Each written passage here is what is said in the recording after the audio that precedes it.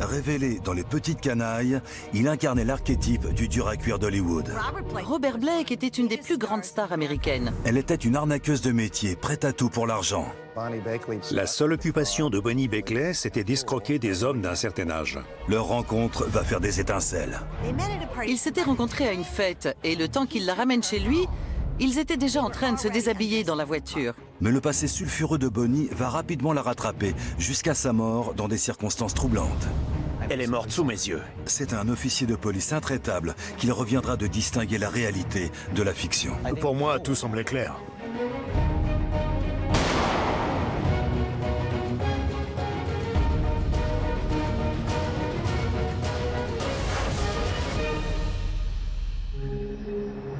Nous sommes le 4 mai 2001. Le soleil se couche sur une soirée comme les autres à Studio City, un quartier paisible de la ville de Los Angeles. Il était aux environs de 21h30. Je consultais mes mails dans mon bureau lorsque j'ai entendu quelqu'un frapper à la porte comme un acharné.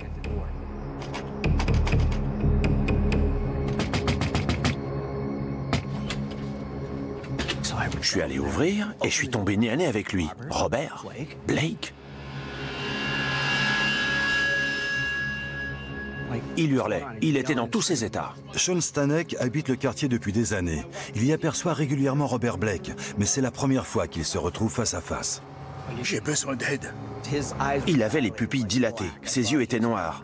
Il avait l'air d'être sous l'emprise de la drogue ou alors complètement ivre. C'était difficile à dire. Venez m'aider.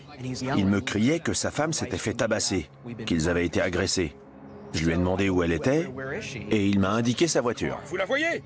Oui. Allez-y et restez près d'elle. Il m'a dit « je reviens tout de suite ». Je lui ai demandé ce qu'il faisait. Il m'a répondu qu'il allait au restaurant Vitello's pour essayer de trouver un médecin ou une infirmière. Je me suis retrouvé seul et je ne savais pas quoi faire. Je voyais la voiture et je me disais « mais qu'est-ce qui se passe? C'est irréel ». Je me suis dirigé vers la voiture, un peu paniqué. C'était l'obscurité totale, à l'exception d'un lampadaire qui éclairait l'arrière de la voiture. Je me suis approché, j'ai regardé par la fenêtre. J'ai vu quelqu'un affaler dans cette direction. J'ai ouvert la porte et je l'ai redressé. Vous pouvez respirer? En la redressant, je me suis rendu compte qu'elle était couverte de sang et qu'elle s'étouffait. Ses yeux étaient complètement révulsés. Je lui ai posé des questions pour la faire réagir. Allez!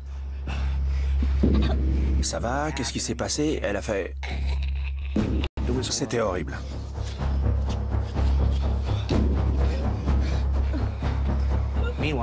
Entre-temps, Robert Blake était revenu, mais il ne s'est pas approché de la voiture. Il me criait dessus à travers la fenêtre.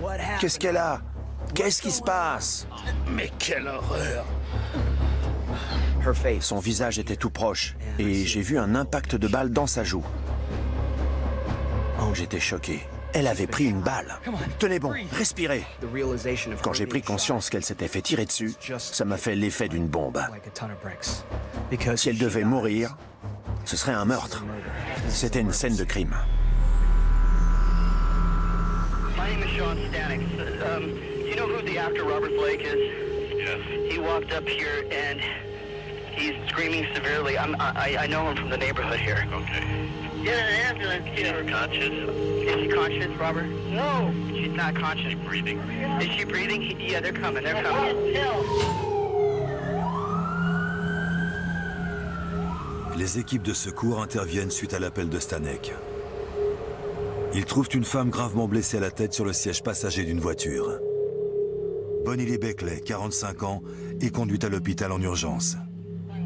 Le décès est prononcé à son arrivée. Elle présente 2 plaies par balle, une à la tête et une à la poitrine. La police de Los Angeles se retrouve avec une nouvelle affaire médiatique sur les bras. Ronito fait partie de la division spécialisée dans les homicides, une unité d'investigation d'élite. Si quelqu'un peut établir la vérité sur le meurtre, c'est bien lui. J'ai été informé qu'un meurtre s'était produit à North Hollywood. Tout ce que je savais, c'est que la victime était la femme de Robert Blake. Mon travail, c'était de résoudre les enquêtes de meurtre les plus difficiles et les plus médiatisées. Hollywood, le terrain de jeu des acteurs, actrices, scénaristes et réalisateurs qui cherchent tous à se faire une place au soleil. Mais peu s'en approchent autant que Robert Blake. Robert Blake était une des plus grandes stars américaines. Il avait fait ses débuts très jeune dans Les Petites Canailles, une série télévisée très populaire. Mais il a dû jouer dans 70 films avant de connaître la célébrité. La première performance qui lui a valu la considération du public, c'était son rôle dans De sang-froid. Il y incarnait un des tueurs, Perry Smith, un meurtrier maniaque et détraqué qui s'introduit dans une maison pour assassiner une famille tout entière. Blake a accédé à la notoriété et ensuite, il a tenu le premier rôle dans une série télévisée. Il était Baretta, un policier du genre agressif, un dur à cuire, qui se baladait avec un perroquet sur l'épaule. Encore aujourd'hui, quand on évoque le nom de Robert Blake, tout le monde pense à Baretta. Désormais, Robert Blake doit assumer un nouveau rôle, celui d'un témoin clé du meurtre de sa femme. Ronito, quant à lui, a bien plus à gérer qu'une simple enquête pour homicide. J'ai été frappé de voir que les médias m'avaient devancé.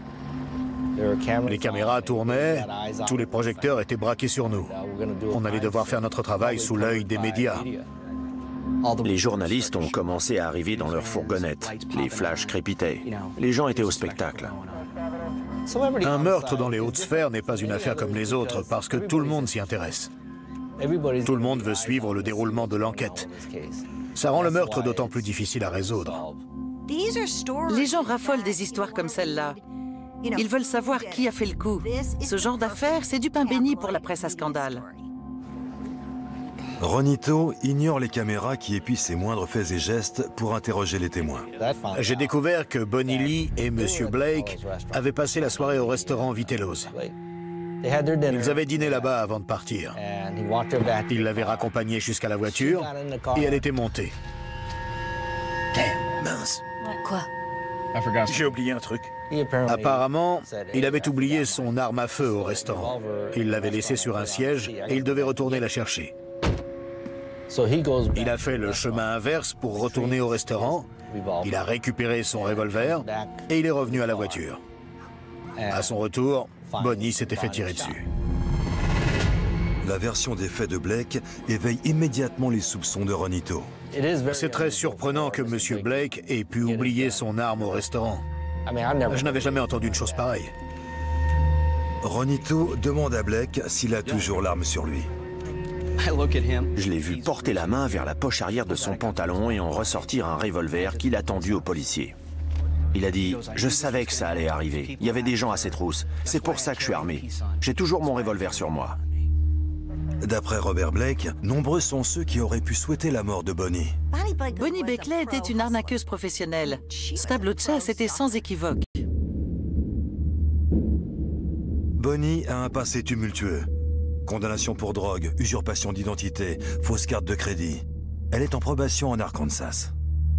Blake a dit qu'il portait une arme parce que Bonnie craignait pour sa vie. Elle avait abusé et escroqué un nombre incalculable de personnes. Et elle en était venue à avoir peur que quelqu'un essaye de la battre. Elle ne vivait que pour extorquer de l'argent aux hommes, qu'elle n'avait parfois même jamais rencontrés. Avec les plus âgés, elle finissait par se marier. Une fois qu'elle était parvenue à ses fins, elle leur faisait signer des papiers pour entériner leur union, voire mettre leur assurance vie à son nom. Puis elle disparaissait.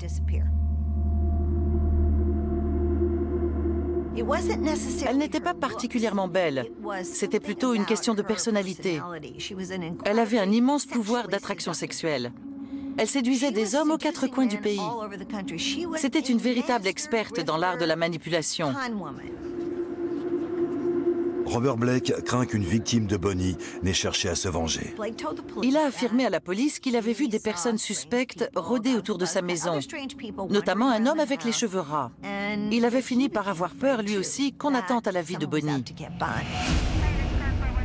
Le lieutenant Ronito commence à lever le voile sur l'un des secrets les plus sombres de Bonnie, un chantage sexuel à travers plusieurs États. Elle avait une personnalité trouble, c'est le moins qu'on puisse dire. En fouillant dans son passé, j'ai découvert beaucoup d'histoires pas très claires. Le 4 mai 2001, la femme de l'acteur hollywoodien Robert Blake, connu pour son interprétation du policier Barretta, est tuée de 2 balles dans le corps. Le lieutenant Ronito, fin limier de la police de Los Angeles, est chargé de l'enquête. Quand on m'a mis au courant de l'affaire, je voyais très bien qui était Robert Blake. C'est de ma génération. Je le regardais à la télévision et je l'ai vu au cinéma. Il jouait le flic de New York un peu viril. Ça lui allait comme un gant. Blake avait une aura bien particulière. Il était extrêmement convaincant dans son rôle d'homme dangereux. Robert Blake raconte à Ronito qu'il était sorti avec sa femme juste avant le meurtre. À première vue, je me suis dit, il n'y avait que 2 personnes présentes et l'une d'entre elles est morte. Donc M. Blake doit être le coupable. Ce n'était qu'une impression à chaud. Je ne crois pas en avoir jamais fait part à mes collègues sur l'enquête. Mais je suis convaincu qu'ils étaient du même avis. Robert Blake prétend qu'il a trouvé sa femme blessée par balle en revenant d'un restaurant à proximité. Monsieur Blake a dîné avec Madame Beckley dans son restaurant préféré, le Vitello's. Monsieur Blake y mangeait très régulièrement. Il y avait un plat à son nom au menu. Il connaissait tout le monde là-bas. Il portait toujours une arme à feu sur lui, car il avait vu des gens louches passer devant chez lui en voiture et il craignait que sa femme ne soit suivie. En montant dans sa voiture, il s'est rendu compte qu'il avait oublié son arme. Mince. Quoi? J'ai oublié un truc. Il arrive fréquemment que des policiers connaissent la même mésaventure. Des policiers, ou n'importe qui d'ailleurs, ont déjà oublié leur arme de service par mégarde au comptoir d'un bar ou à la table d'un restaurant.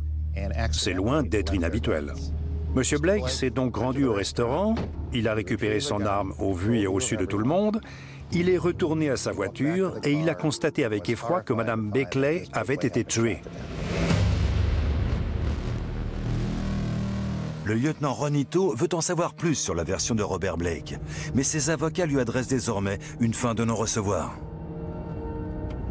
J'ai entendu la déposition de M. Blake auprès de la police d'État de Californie. À cette occasion, on a appris qu'il avait peur d'un homme qui aurait le crâne rasé. Selon lui, il surveillait sa maison. Bonnie craignait pour sa vie. Elle avait peur que quelqu'un essaye de la battre.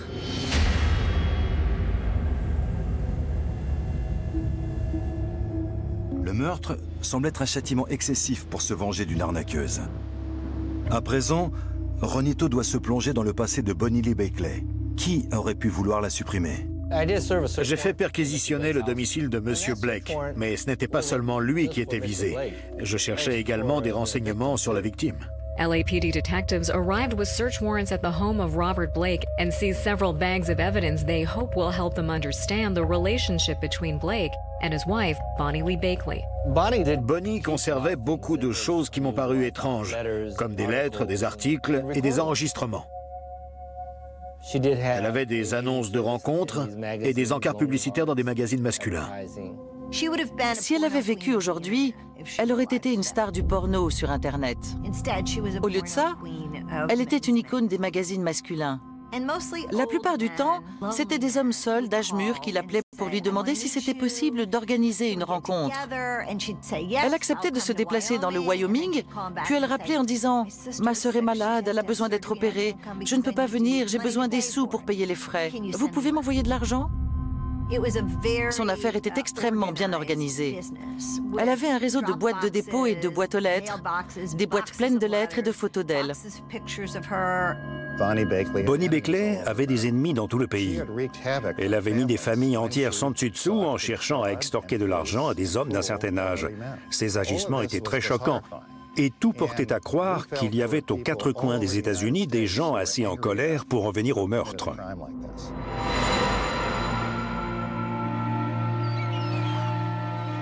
La police de Los Angeles mobilise des agents entre autres à Memphis, Little Rock et Las Vegas pour découvrir si un de ses amants éconduits aurait pu lui en vouloir au point de passer à l'acte. Mais à mesure que son enquête progresse, le lieutenant Ronito va découvrir que Bonnie avait également des cibles plus proches, à Hollywood. Bonnie voulait devenir célèbre. Elle s'était essayée au chant et à la comédie, mais elle n'avait aucun talent. Alors elle s'est tournée vers des disciplines où elle se montrait plus à son avantage, comme l'arnaque, la séduction et l'extorsion de fonds.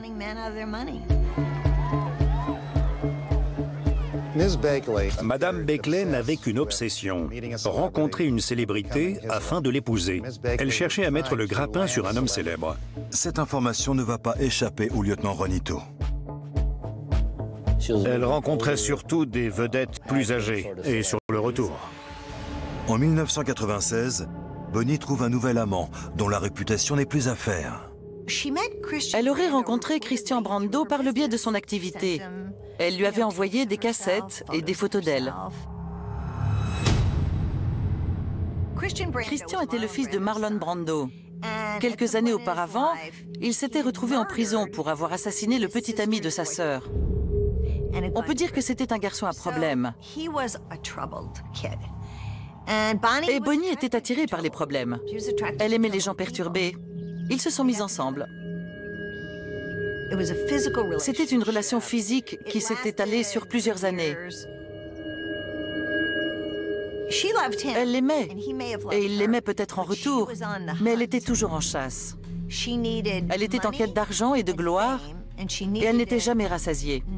Christian Brando ne pourrait jamais lui offrir ça. Il n'était connu que grâce à son père. Bonnie jette son dévolu sur une plus grosse proie. Robert Blake, 65 ans. Robert Blake était la cible idéale. Il était vieux, sa carrière était derrière lui, et il était seul. L'occasion était trop belle. Blake vivait seul dans sa grande maison avec ses armes, entouré par des vautours de toutes sortes. Bonnie Beckley a encadré sa photo et s'est dit « C'est toi que je veux, je t'aurai ». Et elle l'a eu. Mais comment Bonnie Lee Beckley obtient-elle ce qu'elle veut? Bonnie voulait tomber enceinte et elle couchait avec Robert Blake et Christian Brando. Elle se disait que ça finirait par marcher avec l'un des deux.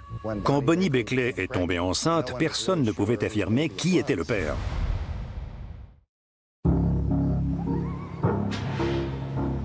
Le lieutenant Ronito a une nouvelle affaire très médiatique sur les bras. L'acteur Robert Blake, ex-enfant star qui a tourné dans plus de 70 films, est mêlé à une sombre affaire de meurtre dont la victime ne semble, elle non plus, pas à l'abri de tout soupçon.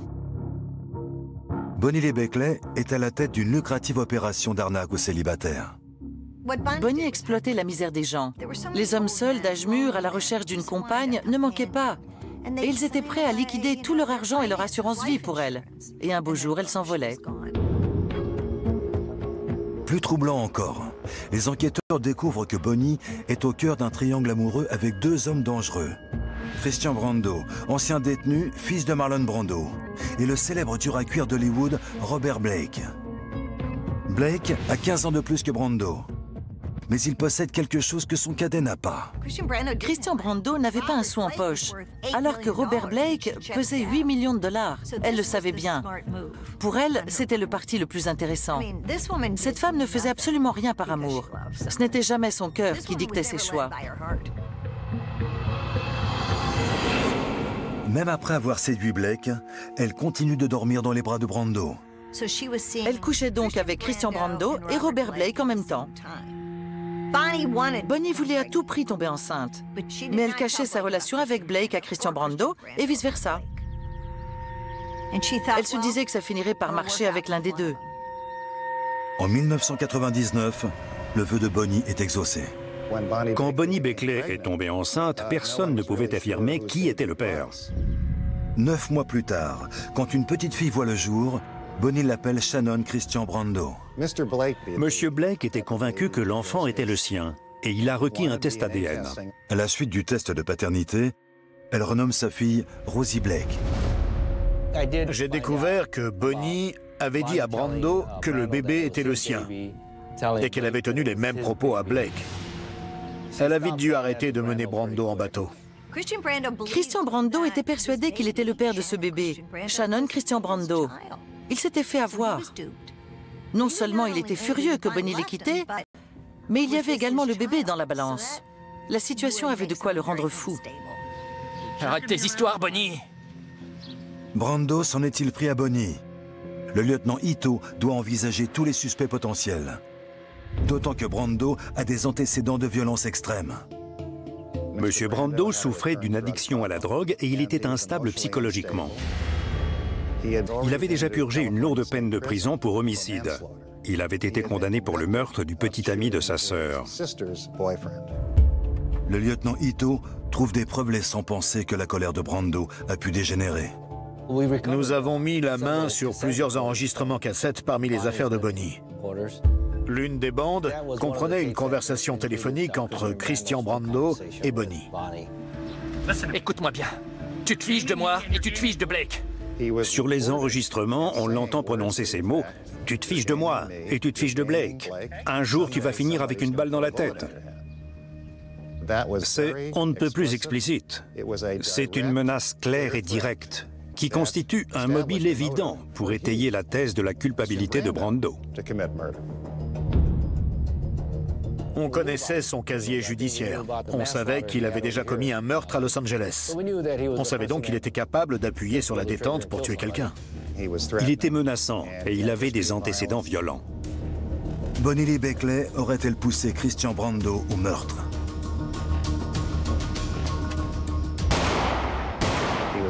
C'était le suspect idéal dans le meurtre de Bonnie Bakley. La police de Los Angeles place Brando au rang des suspects.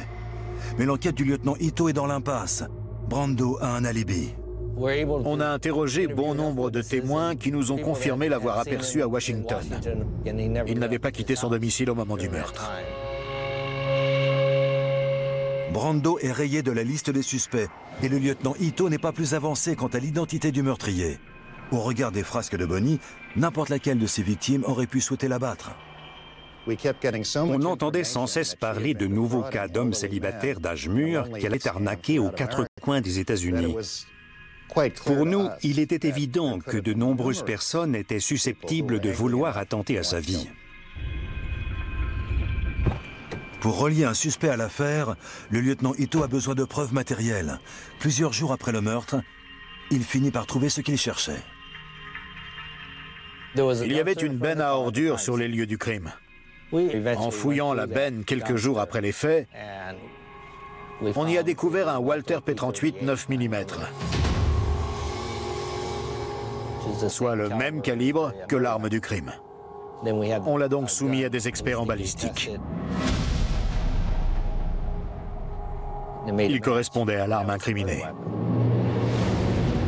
Ron Ito pense que l'assassin a dû jeter le revolver dans la benne après la fusillade. Mais il y a un hic.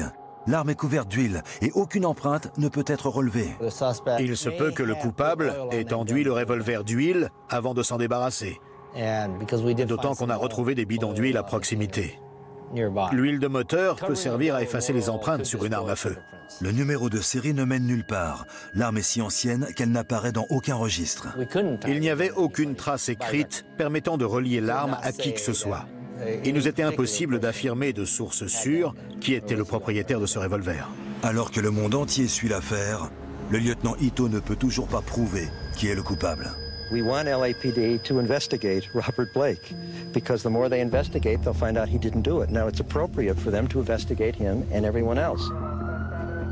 Les médias étaient très critiques à notre égard. Est-ce qu'il n'aurait pas fait une erreur? Est-ce qu'il n'aurait pas oublié quelque chose? Pourquoi l'enquête n'avance-t-elle pas?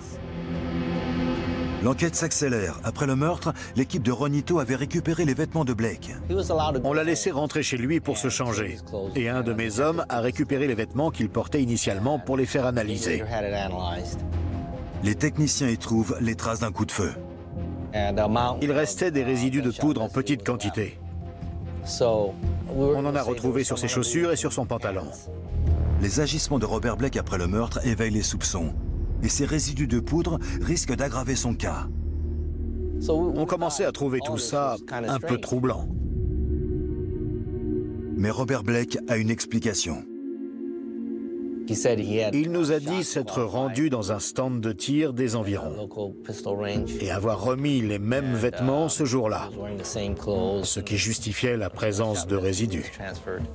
Il a été prouvé que les infimes résidus de poudre retrouvés sur mon client étaient normaux pour tout propriétaire d'armes à feu. Et il a été prouvé que la personne qui a pressé la détente aurait dû en avoir une bien plus grande quantité sur elle. La piste des résidus ne donne rien. Ronito décide alors d'interroger les clients du restaurant où Robert et Bonnie ont dîné avant le meurtre. Monsieur Blake a dîné avec Madame Beckley dans son restaurant préféré, le Vitello's, à Studio City.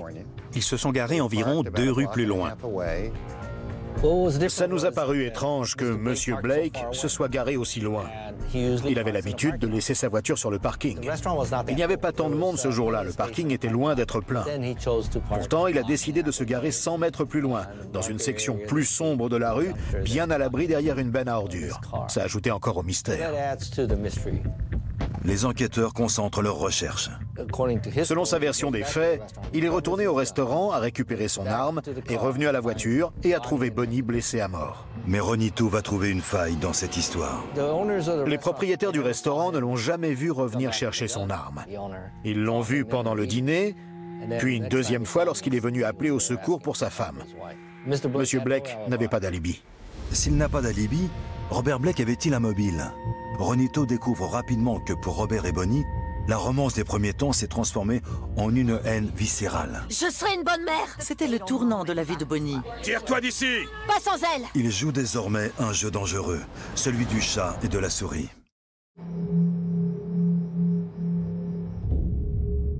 Quatre jours après le meurtre de Bonnie Lee Beckley, les nouvelles de l'enquête font les gros titres partout dans le monde. Et l'ancien interprète de l'inspecteur Barretta tente vainement d'échapper aux médias. Robert Blake was last seen running into the back door of his Studio City ranch after police questioned him when his wife Bonnie Lee Beckley was found murdered, shot at point-blank range in her car. Après plusieurs semaines d'enquête, le lieutenant Ito ne peut toujours pas prouver qui a assassiné la femme de Robert Blake, la reine de l'arnaque, Bonnie Beckley. C'est alors qu'intervient un nouveau témoin, Marjorie Beckley, la sœur de la victime. Son témoignage va intriguer le policier. Marjorie était la sœur de Bonnie. Elles étaient très proches, les meilleures amies. Elles communiquaient beaucoup. Dès qu'il arrivait quelque chose à Bonnie, elle mettait Marjorie au courant. Elle l'avait appelée la première fois qu'elle avait couché avec Blake. Blake avait rencontré Bonnie lors d'une soirée dans un restaurant pour l'anniversaire d'un de ses amis. Elle était venue au bras d'un rebut d'Hollywood. Elle a jeté un regard à Robert Blake et elle est venue se coller à lui. Bonnie Beckley était le prédateur et Robert Blake était sa proie. Bonnie a directement parlé de ses arnaques à Blake parce qu'elle se disait qu'un dur à cuire comme lui pourrait bien s'enticher d'une femme vénéneuse. Il a su immédiatement que son fonds de commerce était d'escroquer des hommes dans tout le pays. Ils ont vite engagé la conversation. Ils ont plaisanté ensemble. Il l'a raccompagnée à son hôtel et sur le chemin, ils étaient déjà en train de se déshabiller.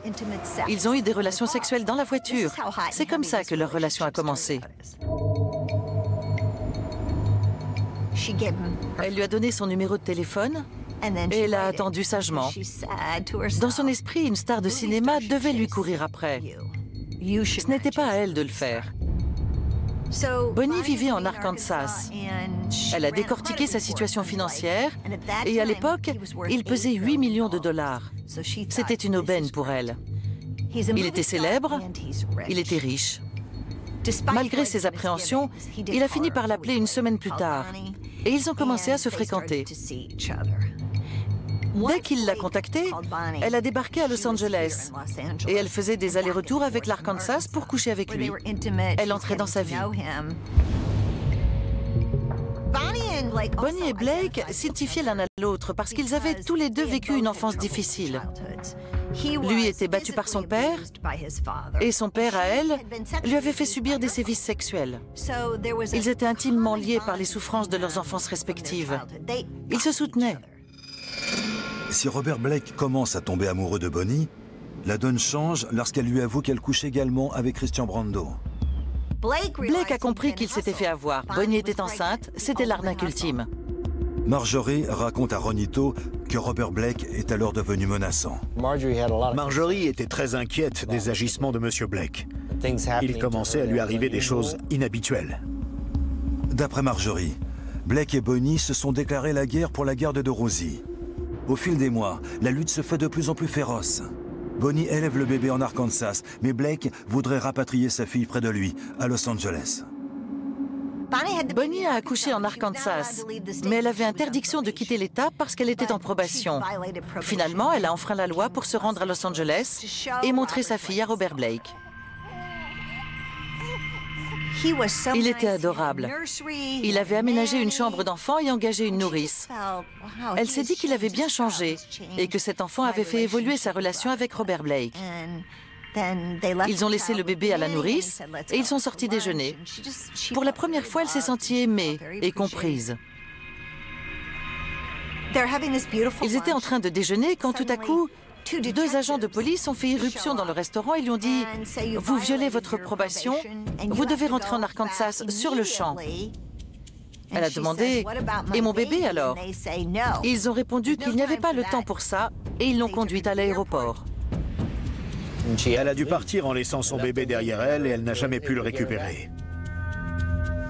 Bonnie va réaliser que cette fois-ci, c'est bien Robert Blake qui l'a roulé dans la farine. Il s'est avéré que Robert Blake avait tout planifié. Il avait engagé des acteurs et il avait bel et bien enlevé son propre enfant. Marjorie m'a parlé de la machination de Blake. Il avait embauché quelqu'un pour jouer le conseiller de probation. La personne qui a escorté Bonnie jusqu'à l'aéroport n'avait rien à conseiller de probation. C'était un détective privé. Robert Blake était un grand acteur. Il savait comment s'y prendre. Il avait monté comme une scène de film. Lui-même avait joué la comédie et ses amis avaient tenu le rôle des policiers. Tout était mis en scène. La tromperie de Robert Blake porte ses fruits. Il renvoie Bonnie en Arkansas et enlève la petite Rosie. Pour M. Blake, ce n'était pas Bonnie qui comptait, c'était sa fille. Il voulait la garde de Rosie et se débarrasser de Bonnie. Mais Bonnie va riposter. Les enquêteurs découvrent qu'à la suite de cet incident, la famille Beckley a engagé un avocat. Elle accuse Blake d'enlèvement et réclame une pension alimentaire. Alors que Bonnie menace de porter plainte, Blake va prendre tout le monde à revers. Au fil de mon enquête, je me suis rendu compte que pour récupérer Rosie, Blake était prêt à employer tous les moyens légaux et même à verser dans l'illégalité. Après avoir consulté ses amis, Blake a pris conscience que le moyen le plus simple de récupérer la garde de Rosie serait d'épouser Bonnie. Alors c'est ce qu'il a fait. En novembre 2000, Robert Blake épouse Bonnie Lee Beckley en petit comité. Bonnie est sa 2e femme et lui, son 11e mari. Dans son esprit, elle avait réussi. Elle avait épousé un homme riche et célèbre. Elle allait avoir la vie dont elle rêvait. Mais aucune des attentes qu'elle s'était forgées n'allait être comblée. Blake s'est retourné contre elle tout de suite après le mariage. Bonnie passe la nuit de noces sur le canapé et Robert dans le lit. Leur relation ne va faire que s'envenimer. Blake habitait la maison et Bonnie vivait dans une dépendance située au-dessus de la salle de sport. Cela posait problème parce que du coup, ils se disputaient sans arrêt pour savoir quand elle aurait le droit de voir son bébé. Blake ne voulait pas la laisser seule avec elle. Ce n'était pas un vrai mariage. Bonnie songeait à enlever sa fille, tout comme Blake l'avait fait avant elle. Désormais, elle voulait prendre Rosie avec elle et la ramener en Arkansas. C'est là que tout a basculé. C'est à ce moment-là que la vie de Bonnie a pris un tournant tragique, parce qu'elle a trop parlé au téléphone. Je suis prise au piège. Je déteste cette maison. Elle a passé 10 heures au téléphone avec sa sœur Marjorie à élaborer un plan pour kidnapper Rosie. Il va pas se laisser faire. Bonnie craint que Blake ne soupçonne quelque chose. Bonnie était convaincue que son téléphone était sur écoute. Et sa sœur pensait qu'elle allait se faire tuer parce qu'elle voulait enlever son enfant. Il faut que je parte d'ici. Tu m'entends? Il va me tuer. Ronito passe des heures à écouter les enregistrements des conversations de Bonnie et à éplucher son courrier. Tout concorde avec la version de Marjorie. Bonnie pensait que son mari était décidé à la tuer. D'ailleurs, Marjorie n'est pas le seul témoin à accuser Robert Blake. C'était un personnage, un chic type, haut en couleur. Il avait des choses intéressantes à raconter. Qui peut bien être cet homme mystérieux? Et pourquoi le lieutenant Ito lui ferait-il confiance? Nous sommes à l'été 2001 et l'ancien dur à cuire d'Hollywood Robert Blake fait l'objet d'une enquête pour le meurtre de sa femme. l'envoûtante arnaqueuse Bonnie Lee Beckley. D'après la sœur de la victime, Bonnie et Blake sont en conflit pour la garde de leur bébé d'1 an, Rosie. Monsieur Blake inquiétait beaucoup Marjorie. D'après Marjorie, Bonnie lui avait affirmé qu'elle croyait que Robert Blake allait la tuer. C'est alors que le cascadeur Gary McLarty entre en scène. C'était un chic type, haut en couleur. Il avait des choses intéressantes à raconter. Gary McLarty est cascadeur professionnel. C'est un ami de Robert Blake. Gary McLarty était un personnage. Il avait déjà ouvert le feu sur quelqu'un et c'était un ancien toxicomane. Il n'avait pas tout à fait le type du gendre idéal. Faites-moi confiance, je dis la vérité. Il fallait qu'on reste sur nos gardes avec lui. McLarty prétend avoir eu une conversation étonnante avec Robert Blake. Il m'a raconté que M. Blake avait essayé de l'engager pour tuer Bonnie. Il lui avait proposé la somme de 10 000 $ pour s'occuper de son problème, de Bonnie en d'autres termes. Il a également tendu à McLarty un revolver dans un sac en plastique. Son témoignage révèle à la police jusqu'où Blake était prêt à aller pour la garde de sa fille. Blake a dit à McLarty comment il devait la tuer. Il lui a présenté plusieurs façons de faire. Par exemple, il pouvait choisir de lui tirer dessus à leur sortie du restaurant. Je me souviens précisément de ces mots. Tu pourrais aussi faire ça comme ça. Ronito déterre des preuves qui viennent confirmer ses dires. Il retrouve des cartes téléphoniques prépayées utilisées exclusivement pour contacter McLarty. McLarty n'est pas le seul à avoir été approché par Blake. Gary McLarty n'est que l'un des 3 ou 4 cascadeurs que Robert Blake a tenté de soudoyer. Ils prétendent qu'il leur a offert de l'argent en échange du meurtre de sa femme. Si ces témoignages ne constituent que des preuves indirectes, la liste s'allonge. Après 11 mois d'enquête, le lieutenant Ronito présente le dossier d'accusation au procureur. On estimait avoir accumulé suffisamment de preuves. On a demandé au commissaire l'autorisation d'arrêter M. Blake et il nous a donné le feu vert. Robert Blake était l'un des acteurs les plus connus d'Hollywood. Désormais, il est assiégé dans sa propre maison. Les médias savaient que Blake allait se faire arrêter. Ils étaient sur place avant même l'arrivée de la police. Même s'il l'avait voulu, il n'aurait pas pu s'échapper. Le lieutenant Ronito se présente à la porte de Blake. Quand je suis arrivé chez M. Blake, je suis allé à sa rencontre et je lui ai dit que j'avais un mandat d'arrêt contre lui.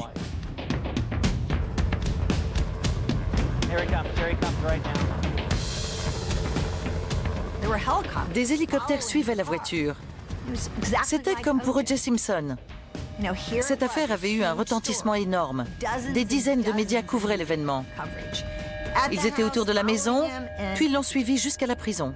We believe the motive is that Robert Blake had contempt for Bonnie Beckley and felt that he was trapped in a marriage that he wanted no part of.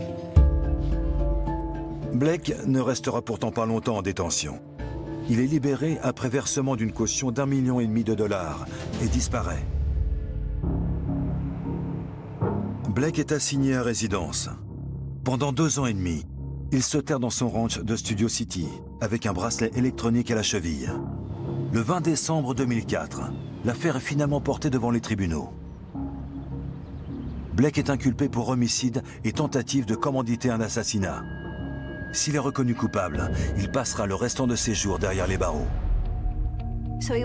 Quand il est entré dans la salle d'audience, c'est un vieil homme rabougri, aux cheveux blancs, qui est apparu. Ce n'était plus Barretta. Ce n'était plus une star de cinéma. Ce n'était plus qu'un vieillard aux cheveux blancs. Comment ce vieillard inoffensif aurait-il pu commettre un tel crime? C'était peut-être un rôle de composition, une mascarade. En tout cas, ça lui a suffi à se mettre le public dans la poche. L'accusation affirme que le jour où il a invité Bonnie Lee Beckley au restaurant, Robert Blake a mis en marche son plan machiavélique. Pour moi, tout semblait clair. Tout était parti de la volonté de Blake de se débarrasser de Bonnie. Il voulait la faire disparaître de son existence et récupérer Rosie. Il a fait appel à plusieurs hommes pour s'en charger, mais ils ont tous refusé.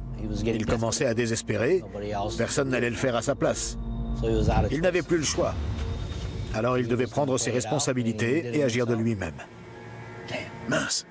Il n'est pas retourné chez Vitello's comme il l'a prétendu. Le plus probable, c'est qu'il ait caché son arme quelque part dans la voiture, peut-être sous le siège passager par exemple. Il a fait le tour du véhicule. Qu'est-ce que tu fais? Et lui a tiré dessus 2 fois. Puis il a jeté le revolver dans la benne. Gary McClarty et d'autres cascadeurs ont affirmé que c'était le scénario que Blake leur avait exposé. On va au restaurant, je laisse la voiture quelque part, je m'éclipse et elle sera morte à mon retour. Robert Blake et son équipe juridique de choc ne se laissent pas faire. Ils affirment que les témoins ne sont pas fiables et que les preuves scientifiques sont limitées. Notre position, c'était que les cascadeurs qui prétendaient avoir été sollicités avaient inventé toute l'histoire. M. McClarty avait de lourds antécédents de toxicomanie. Il était délirant, il avait des hallucinations. Il voulait être au centre de l'attention et il pensait que cette affaire très médiatique allait lui permettre de relancer sa carrière. Nous avons plaidé qu'il était obsédé par l'enquête et qu'il ne disait pas la vérité. L'accusation pensait que tout était extrêmement organisé, mais elle s'est complètement bercée d'illusions. Le procureur avait besoin d'une victoire de prestige après le désastre de l'affaire O.J. Simpson.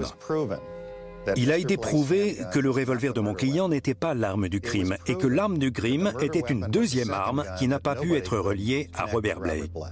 Tout le monde s'est persuadé qu'il était coupable alors qu'il n'avait rien fait. Le 4 mars, 2 mois et demi après l'ouverture du procès, plaidoirie et réquisitoire se terminent et le jury se retire pour décider du sort d'une célébrité. Les stars de cinéma, c'est l'équivalent de la royauté. Robert Blake jouissait d'une grande cote de popularité. Personne ne voulait le mettre en prison. Après 9 jours de délibération, Robert Blake est acquitté. The jury foreman in the Robert Blake murder trial says jurors found that the evidence against him was flimsy and based on unreliable people. The jury found Blake not guilty Wednesday of charges that he killed his wife, Bonnie Lee Bakley. After hearing the verdict, Blake hugged his attorney and began sobbing. Robert Blake est un homme libre, mais ses déboires judiciaires l'ont vieilli et lui ont coûté des millions. Quelques mois plus tard, la famille de Bonnie Lee Bakley porte plainte contre Blake et cette fois-ci, sa responsabilité civile dans le meurtre est reconnue. Le verdict ruine Robert Blake, qui n'a plus joué de rôle majeur depuis la mort de sa femme. Je pense qu'il est communément admis que Blake était impliqué dans la mort de Bonnie. On ne sait toujours pas qui a pressé la détente. Légalement, l'affaire est classée. Mais pour beaucoup, elle était résolue il y a longtemps. La justice n'a pas été rendue. Monsieur Blake aurait dû être condamné pour le meurtre de sa femme. Robert Blake a beau avoir échappé à la condamnation, au tribunal de l'opinion publique, il restera toujours suspect.